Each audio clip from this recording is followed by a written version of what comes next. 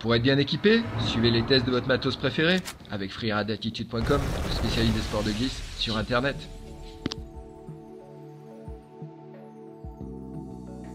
Bonjour, Cyril et Pat pour la Freeride TV. On vient de tester la nouvelle gamme Comeback. Donc le Comeback en hommage à son rider. Vous voyez, malheureusement, il est mort dans une avalanche à la neige et à la grave. Et voilà, j'ai un petit récap sur ce ski. Il faut savoir qu'il y a toujours, je crois, quelques euros versés à la famille quand vous achetez une paire de skis comme ça. C'est quand même à signaler. Voilà, en hommage à Comeback, qui est vraiment un gros freerider. C'est un ski alors qui a un petit peu évolué. Ils ont rabaissé un petit peu la largeur de spatule qui était plus haute, parce qu'ils l'ont remis un petit peu plus bas. Et le ski, donc maintenant on a deux largeurs, 114 et 104. Donc avec Pat on se les échangeait. Alors aujourd'hui on a quand même des conditions, il neige mais ça n'a pas posé grand chose. On avait un peu de poudre sur le haut, après c'est raffolé et après on est quand même plutôt sur de la neige dure, voire un peu transformée en bas. Donc c'est un ski qu'on a pu tester un peu en toute neige. C'est quand même le programme de ce ski, c'est le freeride, passe partout. C'est le ski, c'est sûr, là il est monté avec des tours F12. C'est vraiment le ski vous allez monter, vous allez faire une approche, vous allez vous faire une belle rando de 2 heures et puis vous savez pas la neige que vous allez retrouver, vous allez avoir de la bonne, de la pas bonne, de la croûtée. Voilà, c'est le ski qui passe vraiment partout. Alors c'est vrai qu'on s'est échangé. Moi j'ai trouvé que le 102, le 104 qui vient remplacer le 102 de l'année dernière, dans les conditions qu'on a aujourd'hui, j'ai trouvé plus sympathique. Voilà, plus facile, plus maniable, plus léger.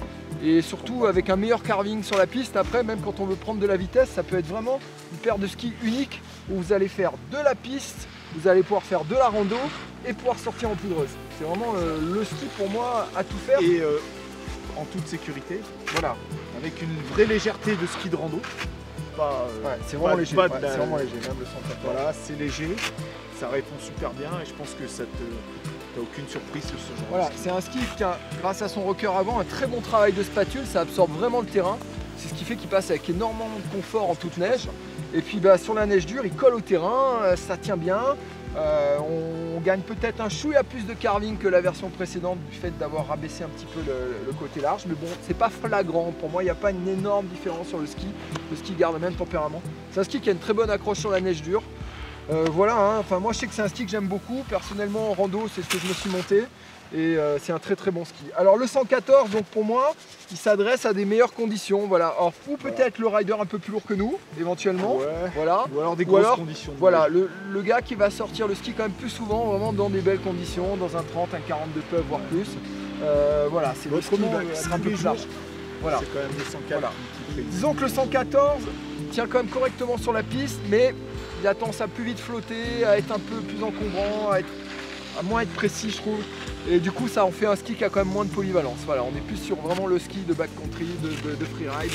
Alors que celui-là, tout en ayant vraiment son aspect freeride, je le répète encore, ça peut être vraiment un très bon ski aussi à utiliser Au quotidien. au quotidien. Voilà.